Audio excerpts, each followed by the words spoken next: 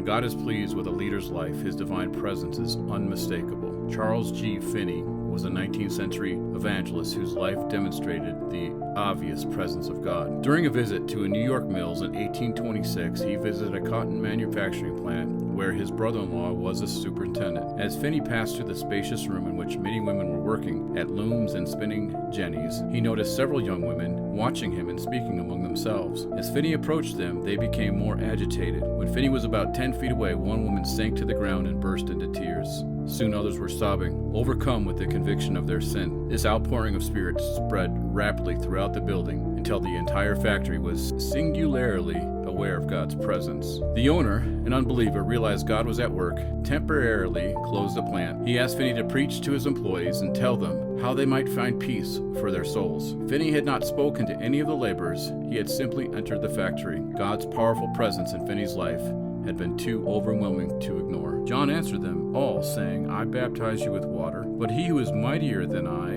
is coming, the strap of whose sandals I'm not worthy to untie. He will baptize you with the Holy Spirit and fire. His winnowing fork is in his hand to clear his threshing floor and to gather the wheat into his barn, but the chaff he will burn with unquenchable fire.